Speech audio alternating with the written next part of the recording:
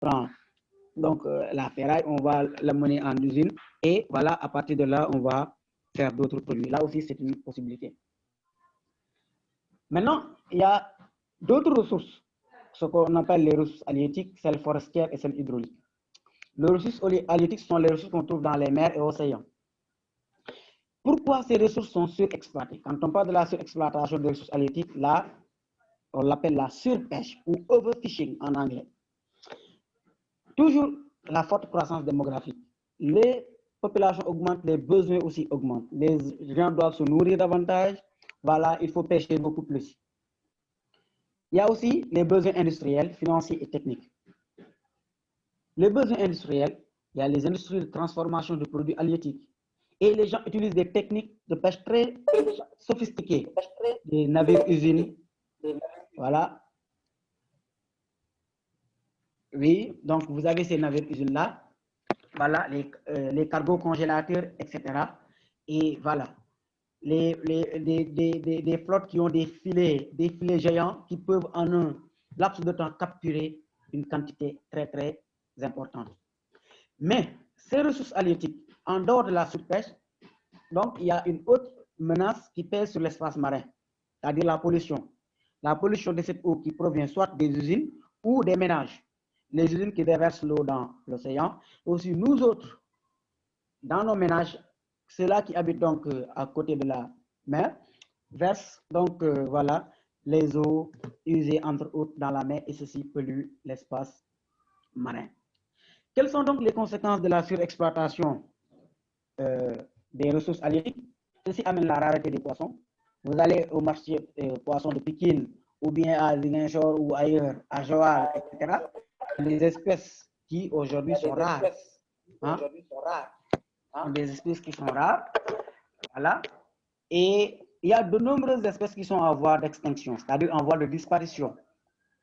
Et il y a la baisse de la production. Et quand la production baisse, les prix augmentent. Donc, quand la production baisse, donc, les prix augmentent. Donc, quelles sont les solutions? On peut développer l'aquaculture, donc l'élevage de produits, donc, comment dirais-je encore, l'élevage des poissons et des produits halieutiques et autres. On peut mettre en place des aires marines protégées. Les aires marines protégées aussi sont des espaces qui sont protégés où la pêche est réglementée. Il faut aussi faire le repos biologique, ça doit être une obligation. Le repos biologique, c'est-à-dire, il y a certaines périodes interdites de pêche. Donc, les périodes de reproduction des espèces, de certaines espèces, donc, il faut identifier ces périodes-là et interdire la pêche durant cette période, afin que ces espèces puissent se reproduire. Et les espèces en voie d'extinction, c'est-à-dire en voie de disparition, on doit les protéger. On doit les protéger. Et aussi, il faut interdire la pêche à l'explosif. Les gens utilisent donc, comment dirais-je encore, des explosifs pour donc faire sauter la roche. Et du coup, les poissons vont sortir. Et tout ce qui a comme petit poisson là-dedans va sortir et ces petits poissons vont finalement mourir. Et il y a aussi la pêche avec des filets à mailles serrées, il faut l'interdire. Si on prend les ressources forestières, les causes de la surexploitation, on a l'explosion démographique et les besoins en terres agricoles. Les gens ont besoin davantage de terres agricoles pour satisfaire leurs besoins alimentaires. Il y a l'essor technique.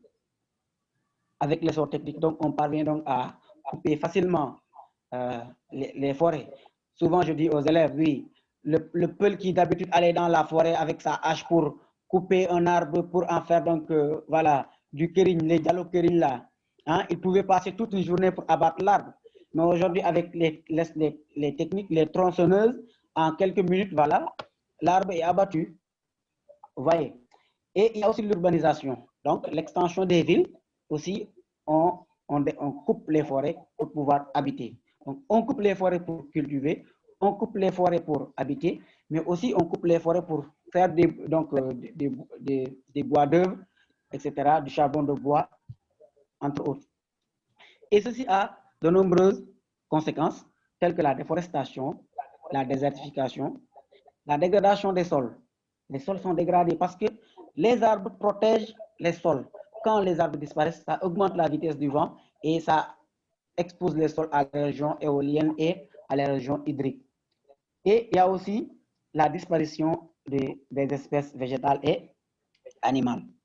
Comme solution, on a le reboisement. Il faut reboiser. Quand on coupe, il faut le remplacer. Ça, c'est impératif.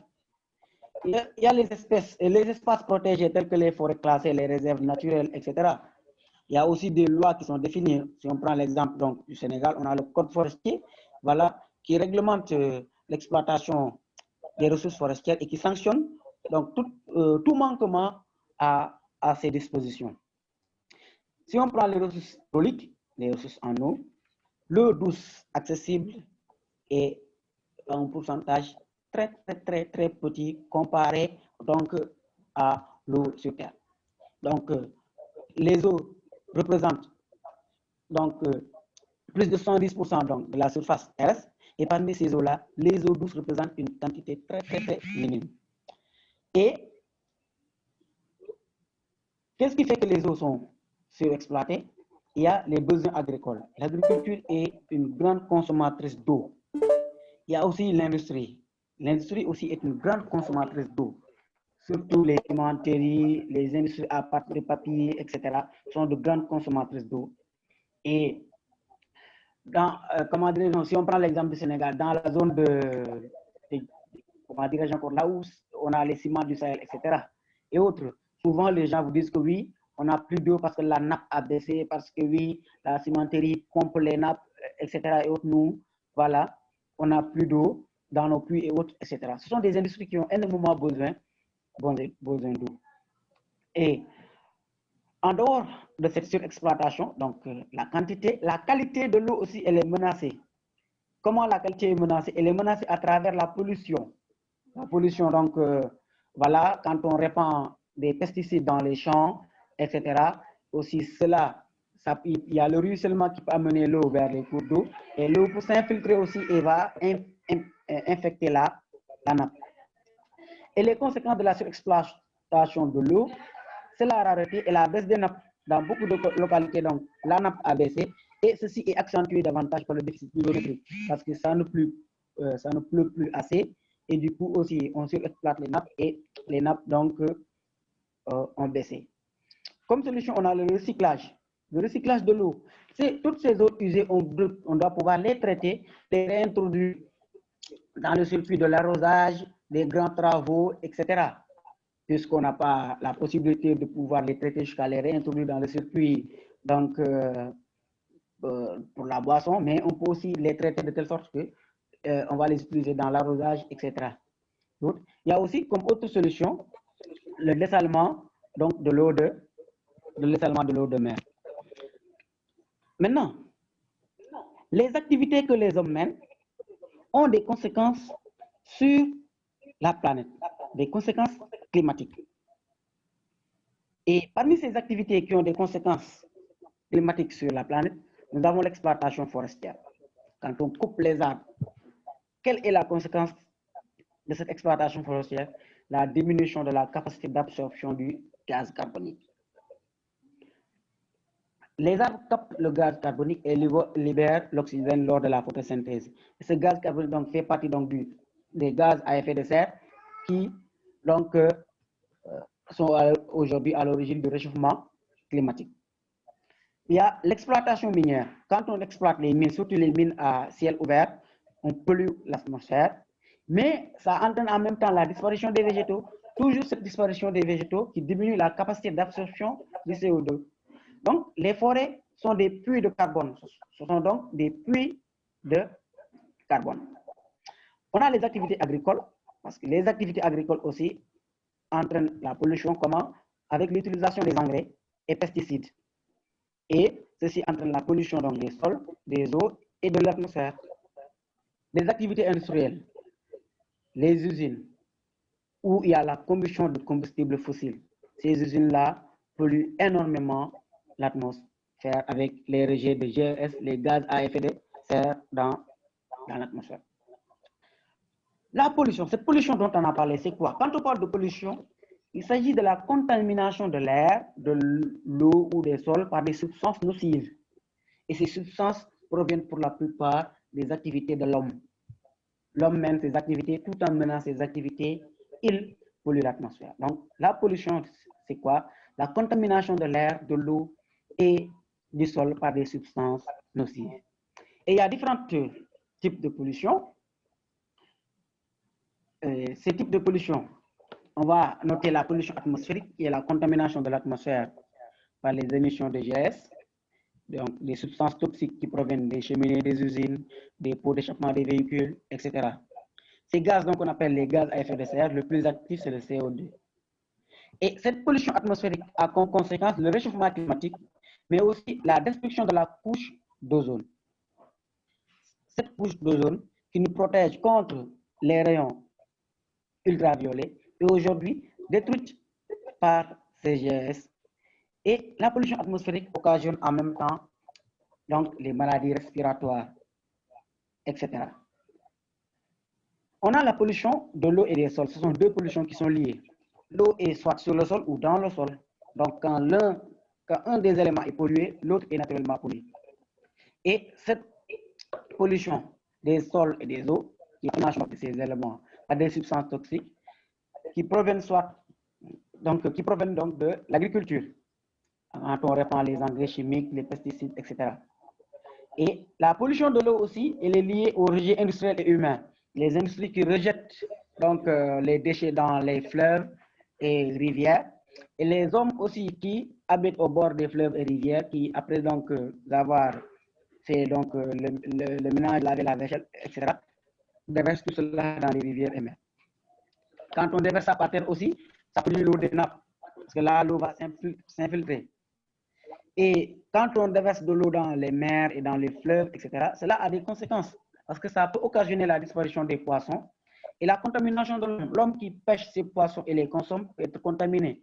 En dehors de cela, comment dire, si on prend l'exemple des mers et des fleuves, quand on se baigne là-dedans, là aussi, voilà, on peut tomber malade parce que voilà, on utilise de l'eau on se baigne de l'eau qui est suivie. Et donc, boire cette eau-là ou se laver, ça peut propager de graves maladies. Donc, boire cette eau ou se laver là-dedans, donc ça peut propager de graves maladies. Maintenant,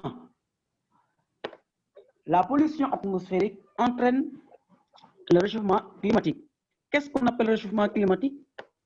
C'est l'augmentation de la température terrestre moyenne sur de longues périodes. Voilà ce qu'on appelle le réchauffement climatique. Quels sont les facteurs? Qu'est-ce qui est à l'origine de ce réchauffement climatique? Ce sont donc les rejets de quantités importantes de GS dans l'atmosphère. Quelles conséquences cela a? L'élévation du niveau de la mer par dilatation thermique et fonte des glaciers polaires. Donc le niveau de la mer s'élève. Pourquoi? Parce qu'avec la chaleur, l'eau se dilate. Chauffer de l'eau, vous voyez que voilà, ça se dilate. Les glaciers qui sont au niveau des poules, donc ce sont des blocs de neige, etc., de glace et eau. Avec la chaleur, vous voyez que la glace, elle fond. Et quand ces glaciers, ces glaciers qui sont en train de fondre, cela augmente le niveau de l'eau, le volume donc de l'eau, et ceci se répercute sur les côtes.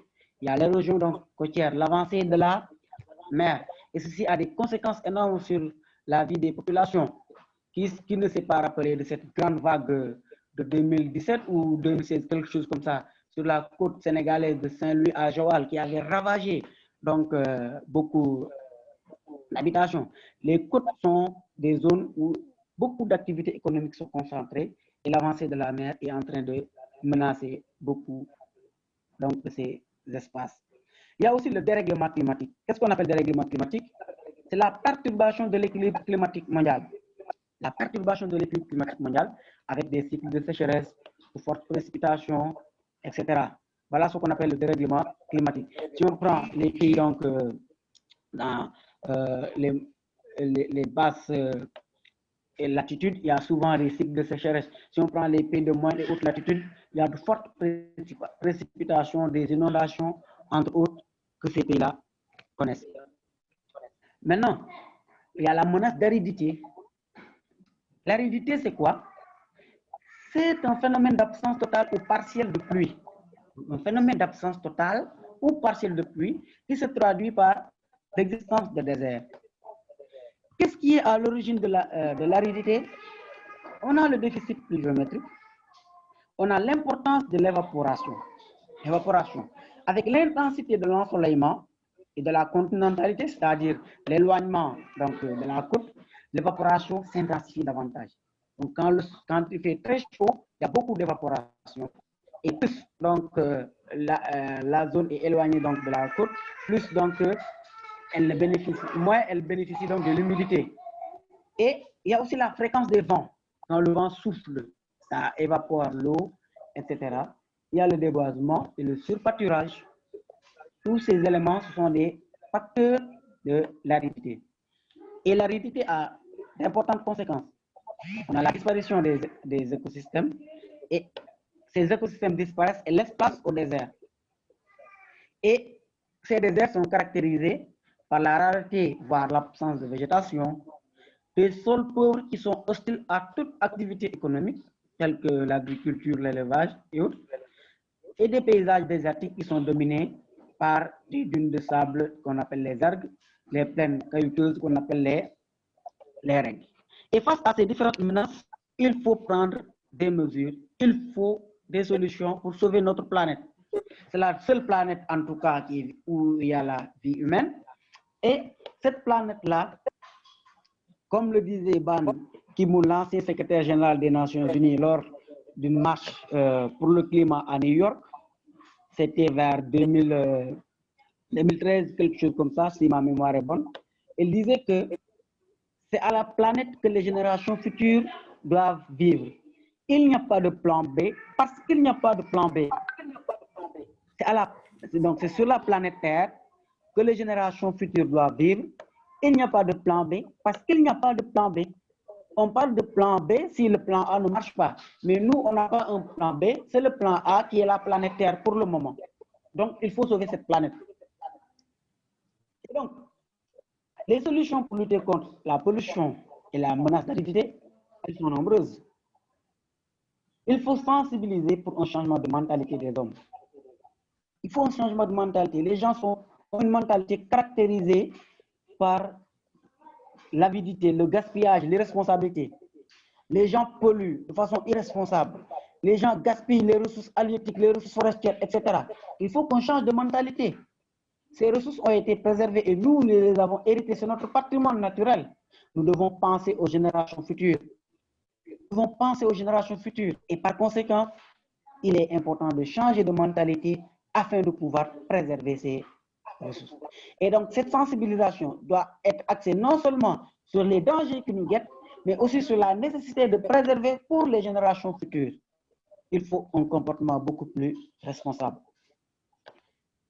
Il faut aussi réduire la pollution en utilisant davantage les énergies propres, telles que le solaire, l'énergie éolienne, comme on l'a dit tantôt, et développer aussi des programmes de recyclage des déchets et favoriser l'agriculture biologique. C'est quoi une agriculture biologique? Une agriculture où on utilise des produits bio, des produits naturels, c'est-à-dire des produits qui ne sont pas du tout toxiques. Voilà, on utilise des produits qui ne sont pas toxiques, des produits donc naturels, tels que les excréments des animaux, etc., les arbres fertilitaires et autres, mais ne pas utiliser des engrais, des pesticides, etc. Et il faut aussi développer des programmes de reboisement. On a l'exemple de la Grande Muraille Verte initiée donc, en Afrique. Le reboisement est important parce que les arbres sont des puits de carbone. Les arbres donc, captent le CO2 et ça diminue donc les GES dans l'atmosphère. Parmi les GES, donc, le CO2 qui est beaucoup plus actif et les arbres captent ce CO2-là dans le cadre donc, de leur processus de photosynthèse chlorophyllienne. Et il est important d'appliquer les mesures prises à l'occasion des conférences mondiales sur le climat. On a les COP, donc les conférences donc, des parties qui sont organisées donc, chaque année. Et ces COP-là prennent des décisions et il faut les appliquer. Et souvent, les grandes puissances font fi de ces décisions prises. On a l'exemple du protocole de Kyoto, les États-Unis avaient refusé donc de ratifier, alors qu'à ce moment-là, ils étaient la plus grande puissance, comment dirais-je encore, polluante. Aujourd'hui, c'est la Chine qui est la plus grande puissance polluante. La Chine, à elle seule, c'est 25% donc de la pollution. Et l'Afrique représente, donc, l'Afrique a une part très faible dans la pollution. atmosphérique et malheureusement, les conséquences sont beaucoup plus drastiques sur nous n'avons pas les moyens. Et donc, il est important aujourd'hui que ces décisions prises, que la communauté internationale puisse faire de telle sorte que lors de ces conférences, que l'on puisse mettre en place des garde-fous qui permettront à l'humanité donc de pouvoir respecter ces décisions.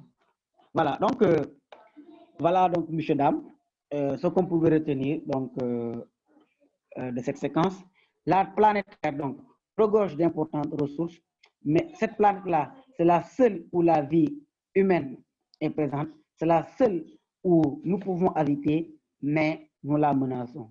Nous la menaçons quand on exploite les ressources pour satisfaire nos besoins. Donc, le fait donc de surexploiter les ressources, on menace cette planète. Et en retour, quand on transforme et qu'on finisse donc voilà, de satisfaire nos besoins, on rejette donc dans l'environnement et cette menace est encore beaucoup plus grave. Donc, je vous remercie de votre aimable attention et je vous dis bon courage et bonne chance pour l'examen. Voilà, donc, M. Ba, vous pouvez prendre la parole et faire une petite synthèse. Je vous remercie. Merci, M. John. Merci. Je crois que là encore, on est régalé. Ça a été simple, clair et limpide. Voilà. Donc, on va essayer de revenir un peu pour essayer de permettre à ceux qui ont manqué quelque chose, peut-être de se rattraper un peu par une petite synthèse. Alors, le thème ici, ça portait sur la Terre, une planète menacée. Alors, pour aborder ce thème, M. John est revenu sur les potentialités, sur le potentiel de la Terre. Et ça se trouve à deux niveaux. Il y a ce qu'on appelle les ressources renouvelables, qui ont la capacité, qui se particularisent par leur capacité à se régénérer, et les ressources qui sont non renouvelables, qui sont plus souvent des ressources d'origine fossile, donc qui mettent des millions d'années à se mettre en place, ce qui dépasse largement la vie d'un être humain. Alors, pour les ressources renouvelables, M. John a cité par exemple les ressources agricoles, la pêche, les ressources halieutiques et les ressources forestières, quelques éléments. Et en ce qui concerne maintenant les ressources non renouvelables, ce sont essentiellement des ressources minières de type de ressources fossiles. Ces ressources-là maintenant, que ce soit les ressources renouvelables, que ce soit et les ressources non renouvelables, ce sont des ressources qui sont tous menacées aujourd'hui par la surexploitation. Alors ici, la démarche de M. John est tout à fait très simple. On vous donne la ressource qui souffre d'une surexploitation et ensuite il vous donne les causes qui sont à l'origine de cette surexploitation et ensuite il vous donne les conséquences et les solutions qu'il propose. Donc la démarche, elle est claire. Donc les premières ressources qui ont été analysées, par exemple, ce sont les ressources non renouvelables. Et ici, la principale cause de cette surexploitation de ces ressources-là, c'est surtout l'explosion démographique et le développement technologique. Ces deux aspects-là, vous allez les retrouver pratiquement pour toutes les autres ressources. Okay?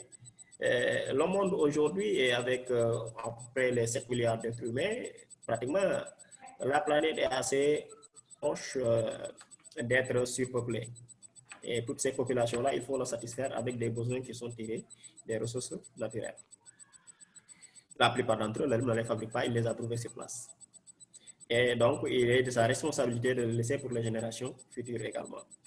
Donc, ce développement industriel qui est concomitant au développement, à l'explosion démographique, a entraîné tout simplement que l'homme est aujourd'hui demande de plus en plus à la planète ce qu'elle n'a pas. Donc, ça entraîne une surexploitation de ces ressources-là. Les conséquences, tout le monde le sait, ça tombe sous le sens, c'est l'épuisement. Et le problème, c'est que quand vous prenez quelque chose qui est naturel et vous le transformez pour en faire un produit, vous dégagez des déchets. Et ces déchets-là génèrent la pollution. La solution, c'est le changement de pratique. Vous avez détruit, il faut réparer ce que vous avez détruit. C'est la seule solution, par des actions anthropiques, en mettant en place des lois, en changeant de comportement et de mentalité et en procédant tout simplement à la récupération. Ce qui est détruit, il faut le récupérer pour le réutiliser, au lieu de toujours solliciter la nature. Il y a également la possibilité d'utiliser des stratégies de substitution. des produits qui sont non renouvelables. Donc, on va essayer de trouver pour les énergies, par exemple, l'utilisation du pétrole et autres, qui est utilisé ici pour la production de l'énergie. Il y a la possibilité d'utiliser des énergies qui sont renouvelables comme l'éolienne.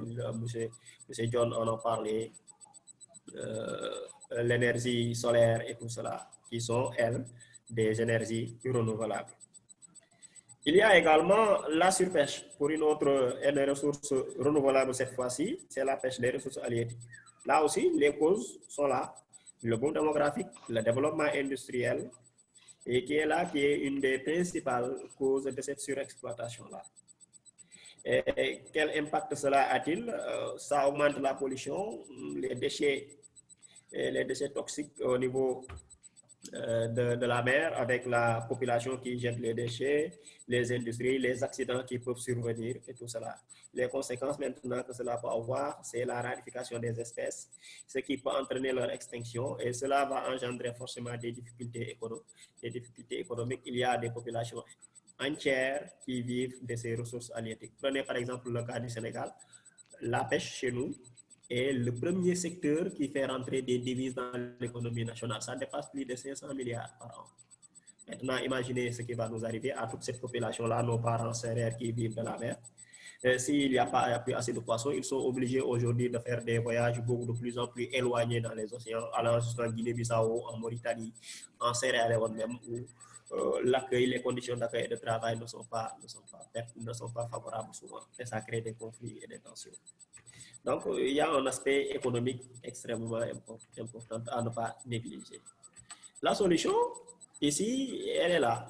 C'est le repos biologique, ou mettre en place des aires marines protégées, interdire certaines techniques de pêche qui ne font pas le distinguo entre ce qu'on veut pêcher et ce qu'on ne pêche pas. Vous faites exploser les petits poissons, les grands et tout ça, et vous ne les utilisez pas toujours. Donc, c'est du gâchis tout simplement. Récemment, j'ai vu un post sur Facebook où on montrait dans certains villages de Casamance, à cause des interdictions et des repos et des respects des repos biologiques, certaines populations commencent à retrouver des poissons qui avaient presque même disparu et qui sont revenus, qui sont en possibilité de pêcher aujourd'hui. Donc, vous voyez que ce sont des actes que quand vous les mettez en place, ça a des résultats. Voilà, il y a également les ressources forestières. Les ressources forestières, là aussi, les causes de la surexploitation, c'est la démographie, l'augmentation de la population, des gens qui veulent de plus en plus de terres agricoles, qui veulent de plus en plus d'installation des logements, qui vont grignoter petit à petit la forêt pour s'installer. Le développement industriel également. Les moyens d'exploitation forestière sont devenus de plus en plus efficaces. La construction des infrastructures, ouverture des routes et tout cela, au niveau des forêts, ça les menace. Et cela a comme conséquence la déforestation, la désertification, la destruction des zones, la destruction des espèces animales et végétales. Voilà. Donc, toujours, on suit le même schéma que M. John nous a tracé. La ressource, les causes de sa surexploitation, les conséquences et les solutions qu'on propose. Ici, les solutions, c'est la reforestation, le reboisement et mettre en place des aires, des espaces protégés, voilà, pour essayer tout simplement de permettre à la forêt de se soigner et de se guérir pour se reconstituer. Il y a également les ressources hydrauliques. Là aussi, les besoins, les causes sont les besoins qui augmentent, les besoins pour nourrir une population de plus en plus importante, les besoins industriels aussi. Il y a certaines industries qui utilisent énormément d'eau. Monsieur John l'a souligné avec les ICS au niveau du Sénégal, mais aussi même des fois l'exploitation pétrolière avec ce concept technique, la nouvelle technique, la fracture hydrologique. On utilise souvent, hydraulique plutôt, on utilise souvent de l'eau pour extraire le pétrole. On détruit donc ici deux ressources. Non seulement il y a le pétrole qui est là, qui entraîne une pollution de plus en plus importante, mais aussi on détruit de l'eau pour avoir du pétrole. Là aussi, ce sont des pratiques qui sont vraiment à éviter et à bannir. Cela entraîne comme conséquence, c'est la rareté de la ressource. L'eau devient vraiment une denrée qui est rare, qui se raréfie le plus souvent, et ça cause énormément de conflits. Les guerres de l'eau ont bientôt commencé dans plusieurs régions. Le Sénégal en a déjà connu dans les années 90. Le problème sénégalo-mauritanien a eu comme base souvent, et tous les soucis avec ce pays-là, c'est surtout des soucis qui sont dus à la gestion de l'eau, soit le fleuve Sénégal ou bien les ressources halieutiques. Donc là aussi, c'est un autre problème politique qui accompagne la gestion de ces ressources-là. La solution qu'on propose ici, comme l'eau devient de plus en plus rare parce qu'il est utilisé par les populations pour l'eau potable, l'alimentation, elle est également utilisée pour les besoins de l'agriculture, elle est également utilisée pour les besoins de l'industrie. Donc, il y a trop de besoins pour la ressource, ce qui entraîne également des conflits d'utilisation. Alors, on entreprend aujourd'hui de plus en plus d'installer des usines de dessalement de l'eau de mer pour en disposer davantage. Et il faut aussi pousser les populations à utiliser d'une manière assez raisonnée la ressource pour savoir que c'est une ressource qui est précieuse et qui devient de plus en plus rare par l'utilisation, éviter le gaspillage et tous ces aspects-là. Maintenant, M. John, dans son exposé, a terminé par les conséquences climatiques, alors qui sont la résultante directe de la surexploitation des ressources. Ici, il analyse d'abord l'exploitation forestière, qu'est-ce qu'elle entraîne. C'est la diminution du CO2 parce que la capacité d'absorption de l'atmosphère, de la forêt du CO2 devient de plus en plus rare. Et la concentration de CO2 dans l'atmosphère devient de plus en plus importante. Et le CO2 est un gaz à effet de serre, c'est-à-dire qu'il capte et retient l'énergie solaire durant la nuit, et ce qui entraîne tout simplement un réchauffement global de la planète. Alors, il y a également les ressources, l'exploitation minière, l'exploitation forestière également, qui entraîne la dégradation et la pollution. Cette pollution-là qu'il a définie en 3 niveaux. Il y a ce qu'on appelle la pollution atmosphérique, quand il y a une augmentation du CO2 et la destruction de la couche d'ozone, ce qui entraîne une augmentation de la température au niveau de la planète, ce qui entraîne également le développement des maladies respiratoires. Voilà. Ce n'est pas par hasard et ce n'est pas là, je ne vais pas dire qu'il y a carrément une liaison de cause à effet, mais le pays le plus polluant pratiquement du monde aujourd'hui, c'est la Chine, et c'est là où nous vient la COVID-19. Donc, il faudra essayer de faire attention, qui est également une maladie respiratoire. Donc, vous voyez que ça pose énormément de difficultés. Industrie, pollution et les maladies respiratoires. Ce n'est pas uniquement la COVID qui est là, il y a le SRAS, et ainsi de suite. Il y en a beaucoup. La grippe saisonnière et tous ces trucs-là qui affaiblissent énormément les organismes. Donc, même nos organismes-là sont au point de rupture pour pouvoir supporter tout cela. Il y a également la pollution des sols et de l'eau qui entraîne tout simplement, avec le déversement des substances toxiques et chimiques au niveau des sols et des eaux, et cela entraîne des maladies, le développement de l'empoisonnement et tout cela. Et il y a également, je vais vous donner pour le cas des empoisonnements, par exemple, dans la localité de Nelifort, là, au niveau de Dakar, il y a un empoisonnement par le plomb. Donc, à un certain moment, les industries qui sont au niveau de cette région-là avaient carrément détruit les sols dans cette localité-là. Donc, là aussi, ce sont des éléments sur lesquels les élèves peuvent utiliser à titre d'illustration. Vous avez également le réchauffement maintenant climatique, qui va être défini ici comme une augmentation de la température dans l'atmosphère du climat, ce qui entraîne une hausse du niveau de la mer à 2 niveaux, parce que déjà, il y a le problème de la dilatation, premier élément. Deuxième élément, de la dilatation des eaux de mer, ce qui entraîne une augmentation du niveau de la mer. Et de l'autre côté, vous avez le cycle, vous avez aussi la fonte des glaciers qui augmente aussi ce niveau de la mer. Et il faut retenir qu'aujourd'hui, pratiquement 90% de la population, plus de 70% de la population du monde s'installe au niveau de ces côtes-là, pratiquement à Dakar, au niveau du Sénégal. C'est la ville la plus peuplée, plus de 5 millions d'habitants. Et cette région-là peut être bien menacée par l'avancée des eaux, ce qui serait dramatique pour notre pays. Il y a également le problème des dérèglements climatiques, qui est un peu différent de son dans son approche du réchauffement, mais pratiquement ce sont des éléments qui sont très proches et très liés. Le dérèglement intervient quand il y a une perturbation dans les cycles de sécheresse et d'inondation, avec l'aridité également, l'absence totale ou partielle de précipitation. Alors, cela entraîne un déficit pluviométrie et qui est également dû aussi par un déficit pluviométrie ou une évapotranspiration aussi, et une surpâturage, qui tous ces éléments-là peuvent en dérégler le climat, ce qui entraînera la disparition de certaines espèces et qui entraînera aussi des conséquences économiques dramatiques, parce qu'intervenant directement sur les activités humaines comme l'élevage et l'agriculture. Les solutions, elles sont là, c'est la sensibilisation et le changement de comportement réduire, pas réduire, mais limiter peut-être la croissance de la population mondiale à un rythme beaucoup plus soutenu. Procéder au reboisement, préparer ce qu'on a détruit, appliquer les décisions prises par les autorités pour le bien commun et mettre en place aussi au niveau à la place de l'agriculture, développer l'agriculture bio, c'est-à-dire développer des comportements qui vont nous préserver et mettre en place un développement durable qui va nous permettre, nous, d'assurer notre subsistance, mais aussi de permettre à la population, aux jeunes, à la génération future aussi, de pouvoir vivre sur cette planète-là. Voilà, en gros, c'est un petit résumé de ce qu'a dit le collègue M. John. Maintenant, place aux questions.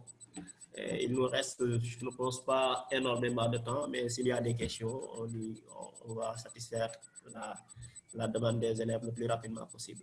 Monsieur John Diallo, voilà, est-ce qu'on a quelque chose? D'accord. Et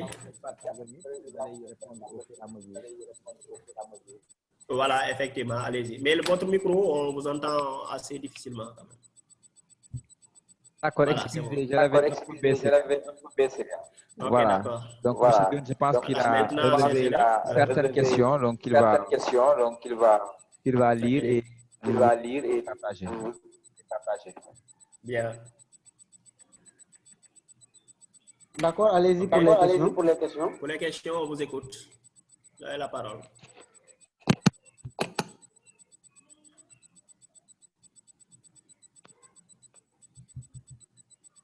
Oui. Vous m'écoutez ou bien vous écoutez les élèves? Non, on est en train d'écouter les élèves. On attend que les questions. Ah, d'accord. Lise les questions là dans l'espace chat.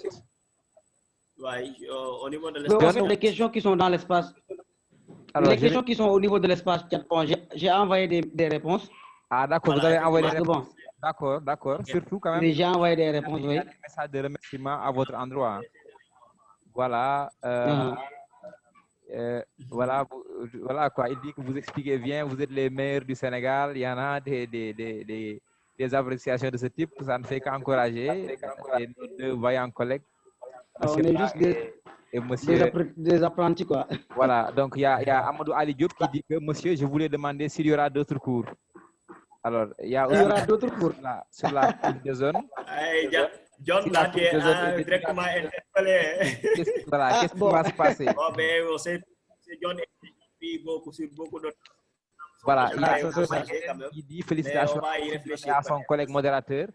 Nos élèves sont de bonnes mains, voilà, avec vous. Okay. Donc, il y a l'autre question quand même qui m'interpelle moi aussi. Hein. Si la couche d'ozone est détruite, qu'est-ce qui va se passer, M. Ba?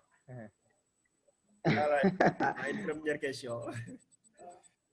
Mais là, ça sera un danger parce que cette couche, voilà, c'est une couche qui nous protège contre les rayons ultraviolets qui sont nocifs pour la santé. Maintenant, il faut retenir que depuis un certain temps, les scientifiques ont montré que le trou d'ozone est en train de se résorber avec les efforts qui ont été faits donc, dans le cadre donc, des différents protocoles signés avec la réduction de la pollution, etc. Il y a des scientifiques qui ont dit que le trou est en train de se résorber. Voilà. Peut-être à la longue, voilà, il y aura une solution définitive, peut-être. Effectivement, et donc là, c'est vraiment assez inquiétant parce que imaginez ce qui peut arriver. Certaines populations, nous les Noirs, on est un peu à l'abri sur un taux d'ensoleillement assez important, mais les autres, la race blanche, là, ils souffrent souvent. Regardez quand ils viennent chez nous, ils sont obligés de mettre des crèmes solaires pour se protéger. Maintenant, imaginez si le taux de radiation augmente, ça va développer des maladies comme le cancer et autres, là, mais aussi une augmentation de la température au niveau de la Terre n'est bon pour aucun peuple et aucune race, parce que ça va entraîner les dérèglements climatiques, plus de sécheresse, plus d'inondations, voilà, et tout ça. En gros, c'est ça qu'on peut retenir de cette... C'est une grande menace. Bien. Une autre question donc, voilà, bon, je vais voir s'il y a au moins une à deux personnes aussi qui peuvent lever la main. Je vais en interroger. Voilà, il y a une personne qui a levé la main. Je vais l'identifier d'abord. C'est Pape Aliou Meng. Hein? Je vais interroger Pape Aliou Meng. Alors, Pape Aliou, vous avez la parole. Ok. Je vais lui tirer aussi les oreilles vertes. C'est lui-même qui disait que Pape Aliou Meng, les rayons vont nous griller, quoi. Ah oui, Pape Alioune Mbengue, vous avez la Ali parole. Mbengue, c'est un drôle. C'est un comédien. Ok. Et c'est un gros comédien. Pape Alioune, vous avez la parole là. Vous ouvrez votre micro, s'il vous plaît. Ok. Pape Alioune, vous m'entendez? Il tarde à Il a ouvrir ouvert son son micro. micro. Sinon, Nyokhor, vous avez la parole aussi. Nyokhor. Nyokhor, vous me recevez? Oui, oui. Allez-y, vous pouvez poser votre question. Je voulais savoir comment les scientifiques font pour savoir que la couche d'ozone est détruite. Ah, c'est une bonne question. Merci, Nyokhor. Est-ce que tu ne vas pas demander à Diallo de répondre à cette question-là? Ah, Diallo, oui, le mathématicien. Parce que, voilà, allez, John. Donc voilà, donc la question de Nyokhor. Hein? La question de John. Voilà. Voilà, donc là, je crois que c'est facile. Hein. Il y a des satellites tout autour de la Terre qui prennent Voilà. qui sont actifs et qui nous envoient des photos et tout ça, quoi. Donc, automatiquement, lorsqu'il y a eu ce trou-là au niveau de l'Antarctique, automatiquement, on s'est rendu compte qu'il y a une augmentation dans un endroit qui était une augmentation de la température dans un endroit qui était censé être froid. Alors, ça a automatiquement attiré l'attention des dirigeants de ce monde-là. Donc, c'est juste ça. Hein. Il y a des satellites qui sont autour de la Terre, des satellites d'observation géostationnaire qui photographient la Terre tous les jours et à chaque moment et à chaque instant. Donc, si quelque chose change, automatiquement, on s'en rend compte. Voilà, M. John, vous pouvez compléter si vous voulez. Effectivement, voilà, c'est ça. Donc, avec l'aide des satellites, donc voilà, les gens parviennent à regarder, savoir, voilà, comment évoluent les choses. Donc, les satellites envoient des photos. Bon, en Afrique, on n'a pas une bonne couverture satellitaire, mais en Amérique et en Europe, etc. Et autres, dans certaines zones stratégiques, voilà, la couverture satellitaire est bonne. À tout instant, les gens observent, voilà, l'atmosphère et le ciel et savent ce qu'il y a là. Voilà. Voilà, donc une dernière question, je vais laisser à Sena, je pense. Hein. Sena, vous m'entendez? Oui. C'est quoi votre nom? Sena, d'accord. Vous avez la parole. Oui, je voudrais savoir, comme on dit, ces temps-ci, la couche d'ozone a été détruite par l'utilisation massive des déchets plastiques. Est-ce que cela pourrait être refait? Est-ce que c'est bon, vous entendez sa question? La destruction de la couche d'ozone est due à l'utilisation. Est-ce que la couche d'ozone pourrait être réparée à nouveau? Oui, tout à l'heure, je vous disais qu'il y a des scientifiques qui ont montré que le trou est en train de se résorber, c'est-à-dire de se refermer avec les différentes mesures, avec les différentes mesures prises. Donc, quant à la pollution atmosphérique, donc, aujourd'hui, il y a des scientifiques qui ont constaté que le trou est en train de se refermer avec donc, les mesures de protection qui sont prises. Et à la longue, si ça continue, on peut l'espérer, si les gens respectent ces mesures édictées. Voilà. John, c'est utile. Vous savez, la couche d'ozone, c'est de l'ozone. O3, donc 3 d'atomes d'oxygène qui se fusionnent souvent avec les autres comme le CO2 et autres par processus d'oxydation. Alors, les principaux gaz qui sont d'utiliser la couche d'ozone, ce sont les CFC, chlorofluorocarbone. Ce sont ces principaux. Et ces produits-là étaient produits dans les gaz pour les frigos et autres. Alors, et les déodorants et tous ces produits-là qu'on utilisait. Il a suffi tout simplement d'interdire l'utilisation de ces CFC-là dans ces produits et automatiquement la couche d'ozone a commencé à se réparer. Donc, ce sont des comportements, il suffit, dès qu'on identifie la cause d'un problème, il y a la possibilité pour les êtres humains d'agir et de trouver une solution. Maintenant, si on revient à la cause, évidemment, ça va se détruire. C'est aussi simple que cela. C'est de l'oxygène et l'oxygène s'oxydie avec d'autres produits. Si ces produits-là reviennent dans la couche d'ozone, le problème va revenir. Donc, il faut éviter que ces produits-là arrivent au niveau de la couche d'ozone pour le détruire. C'est aussi simple que cela. Oui. Alors, je pense que peut-être notre heure s'approche. On va essayer de donner les mots de la fin aux conférenciers. Donner la conférencier qui peut donner le mot de la fin. Et c'était très intéressant. Même moi, je m'y vois aujourd'hui. Hein. C'était interactif.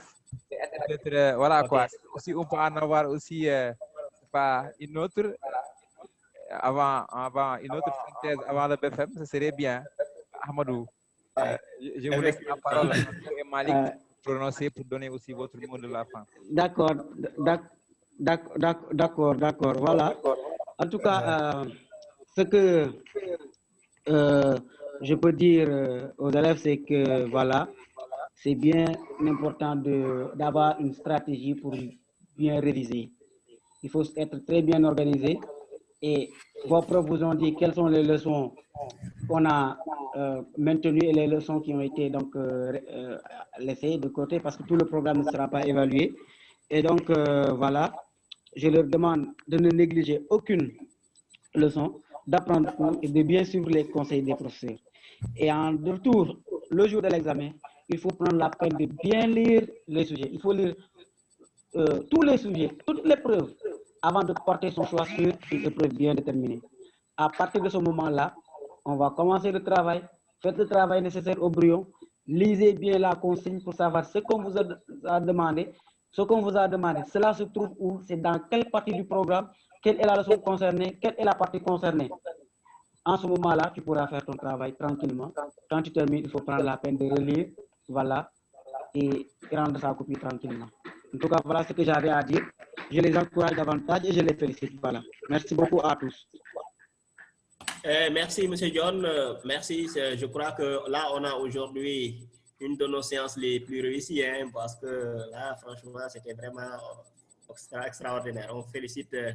John de son exposé qui c'est vraiment très brillant. M. Diallo aussi également, merci de votre disponibilité. Il est toujours là à nous accompagner pour réaliser ce travail-là. On remercie également mention spéciale à la présidente de CEROM de nous avoir inspirés et de nous avoir permis de réaliser tout ce travail-là pour le bonheur des élèves. Et merci de votre attention et votre participation. Voilà, M. Diallo, je crois que... Voilà, merci M. Ba. Donc, je pense que je vais vous rejoindre en fait sur ces mots pour dire qu'en fait, moi, j'ai assisté à l'une des synthèses les plus réussies et les plus interactives. Avec surtout la nouvelle de la participation. Arrêtez de jeter des fleurs. Hein? Non, ce n'est pas des fleurs. En fait, c'est un constat. Hein? C'est un constat objectif. Hein? Puisque moi, j'ai été là sur toutes les synthèses. Mais aujourd'hui, j'ai vu qu'en fait, la nouvelle facette de donner au moins la parole aux élèves a permis en fait de manière interactive d'animer encore en fait ces synthèses-là. Et aussi, nous allons essayer d'innover, de prendre en fait cette innovation en fait en compte. Donc, merci encore une fois à nos élèves de troisième. Comme l'a dit M. John, à procurer en fait de bons conseils lors de votre examen qui ne va pas tarder dans quelques jours. Donc, on va essayer de discuter hein, après en offline pour essayer de voir si on peut en proposer d'autres. Donc, merci encore une fois à Philippe Malik. Merci encore au grand expert, hein, M. Ba, Ahmadou. M. John, vous servez exactement? Vous servez où? Ah, je suis au CM, les pionniers du syndicalisme africain. Voilà, donc, et monsieur John, c'est à Rufisque. Qui est à Rufisque, et monsieur Ba qui a aussi donc, une distance de presque 600 km. Moi qui suis à Dakar, hein, Dakar. Et voilà, et pour dire aux élèves que... Ouais. Pour dire aux élèves que ça, voilà la mondialisation. Exactement, voilà la mondialisation. Hein. Donc, je pense que nous autres, voilà la mondialisation. Il faut vraiment enjoindre le pas. Sinon, si on ne va pas s'intégrer numériquement, on risque de disparaître scientifiquement, comme disait l'autre. Merci encore à nos panélistes et présentateurs. Donc, merci aussi à Senom qui nous a permis de faire ces synthèses-là, d'aider les élèves qui sont en classe d'examen. Les élèves aussi, n'oubliez pas de partager ces informations puisque tout le cours, toute la conférence est disponible sur la page Facebook. N'oubliez pas de partager avec vos amis le lien de la page, d'aimer aussi la page et de partager largement ces informations-là autour de vous. Donc, merci encore, M. John. Merci à M. Ba. Merci à nos partenaires aussi qui nous ont permis de réaliser cette synthèse. Je veux nommer Guider, je veux nommer Gaïde 2000. Je veux nommer aussi Digital Ubuntu, Minapro, Sonatel et Orange qui nous ont permis en fait de dérouler en fait ces synthèses de manière normale. Donc, certainement, on va essayer de voir si on peut en faire d'autres. Donc, s'il n'y a pas encore un autre mot, je pense qu'on peut lever la séance. Merci, c'est bon, j'ai D'accord, merci beaucoup. Merci beaucoup. Voilà, merci. Ok. Merci. Merci. Merci.